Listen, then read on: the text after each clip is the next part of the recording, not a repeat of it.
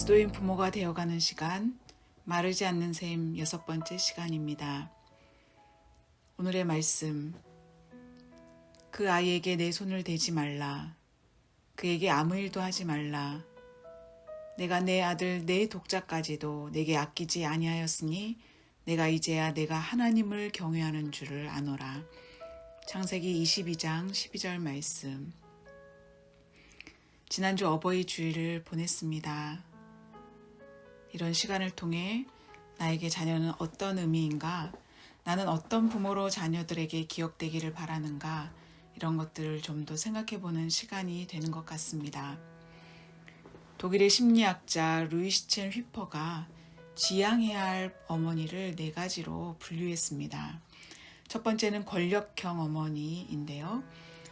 내 말대로 해, 다 널 위해 하는 거야 라고 말하는 어머니죠. 모든 것을 자신이 결정하려 하고 모든 일을 자신의 뜻대로 이루려고 하는 유형. 때로는 폭력을 동원하고 사생활을 간섭하며 칭찬에 인색한 특징을 갖습니다. 이런 부모에게 자녀의 모습은 자신감을 상실하고 자기 주장 능력의 저하 등을 나타냅니다. 두 번째는 희생형 어머니입니다. 사랑한다.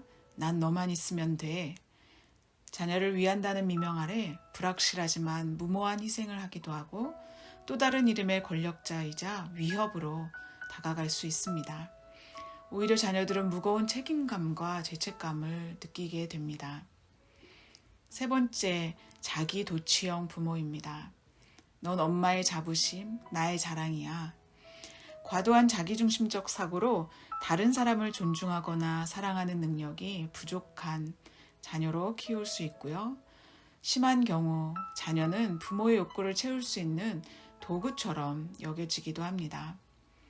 네 번째로는요, 애정 결핍형 유형입니다. 서투른 애정 표현이기 때문에 대화를 많이 하지 않고요. 오히려 자녀가 이런 표현을 합니다. 엄마는 날 원치 않았어요. 상대적인 무관심, 편애, 이런 말과 행동을 통해 사랑을 표현하지 않는 부모에게서 자라난 아이들은 정신적으로 큰 상처를 받게 됩니다. 자녀를 양육하다 보면 자녀에 대한 거리감을 조절하는 것이 참으로 어렵습니다. 너무 밀착되어 분리가 되지 않는 것도 문제가 되고 너무 거리감이 멀어서 애착이 형성되지 않아도 자녀에게 어려운 문제가 발생합니다. 그런데 이 거리감뿐만 아니라 자녀에 대한 우선순위도 중요합니다.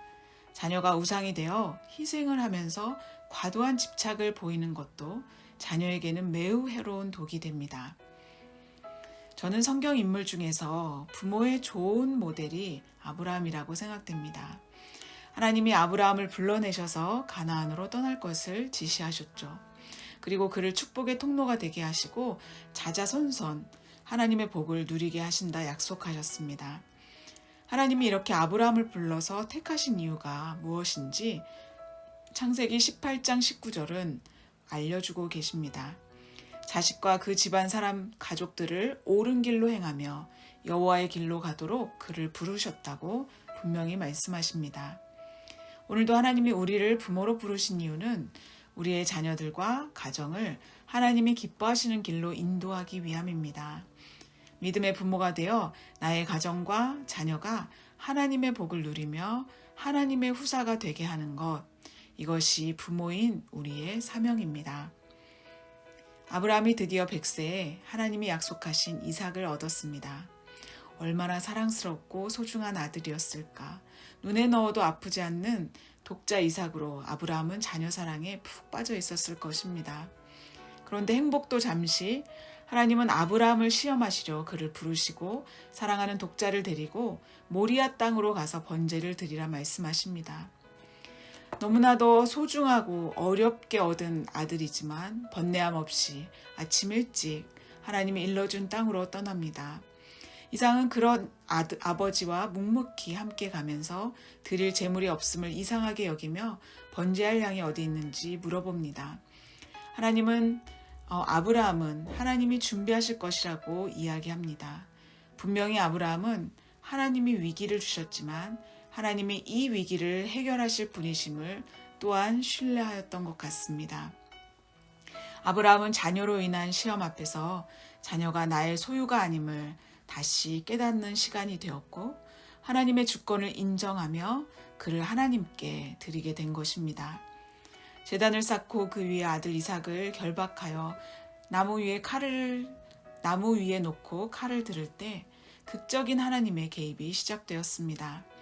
내 아이에게 손대지 마라.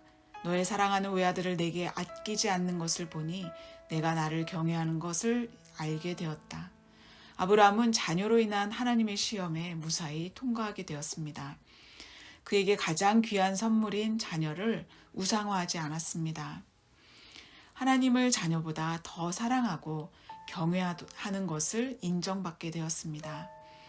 하나님이 축복으로 주신 많은 것들이 때로는 잘못되어 우상처럼 될 때가 있습니다.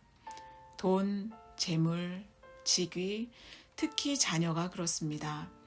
과도한 애착이 어쩌면 우상이라 말할 수 있겠지요. 하나님은 우리에게 자녀를 선물로 주셨습니다. 우리에게 온 자녀로 인해 우리는 기쁘고 행복하지요. 그런데 우리가 자녀를 나의 소유처럼 집착하기 때문에 문제가 되는 것입니다. 그로 인해 자녀들이 희생양이 될 수도 있습니다. 우리는 하나님이 우리에게 자녀를 주신 이유와 소명을 분명히 알아야 합니다. 자녀는 우리의 소유가 아니라 하나님의 것이며 우리는 단지 그들을 하나님의 길로 인도할 책임을 맡은 청직이라는 사실입니다. 자녀들은 나를 볼 수 있는 거울입니다. 자녀들의 모습을 통해 내 모습을 보게 되기도 하고요. 내가 얼마나 욕심이 많은지, 하나님보다 더 사랑하는 것이 있는지 보게 하십니다.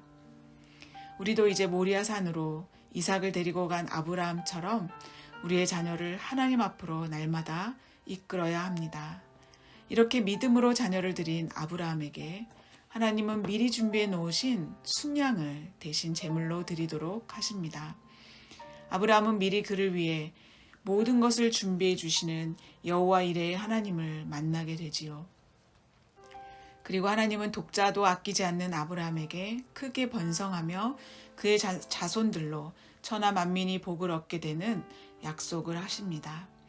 아브라함은 하나님을 가장 신뢰하고 사랑하는 믿음의 본을 자녀들에게 뿐만 아니라 우리에게 보여주었습니다. 하나님은 오늘 우리가 어떤 상황에서도 인내하며 믿음으로 하나님의 약속을 끝까지 소망하며 신뢰하는 부모가 되기를 원하십니다. 또한 가장 소중하게 여기는 자녀들을 하나님의 뜻에 맡겨드리며 자녀를 향한 하나님의 주권을 인정하여 드리고 날마다 자녀를 하나님 앞으로 인도해 가는 부모가 되기를 원하십니다. 우리가 자녀를 하나님의 뜻대로 양육하며 하나님께 드리기를 아끼지 않을 때 하나님은 자녀를 통해 여호와 이레 하나님이심을 보게 하시며 하나님이 직접 자녀들의 필요를 채워주실 것을 약속하시는 것입니다. 함께 드리는 기도입니다. 하나님, 부모인 우리가 자녀들로 인해 귀한 사명을 얻게 하시니 감사합니다. 자녀들을 믿음으로 하나님의 백성으로 옳은 길로 가도록 우리를 청지기로 불러주신 그 사명을 늘 기억하게 하시고 자녀들이 우리의 소유인 것처럼 집착하지 않고 날마다 하나님의 주권에 맡겨드리며 살아가게 하옵소서. 자녀를 하나님보다 더 사랑하지 않게 하시고 날마다 자녀를 하나님 앞으로 인도해 가는 부모가 되게 하옵소서. 예수님 이름으로 기도드립니다. 아멘.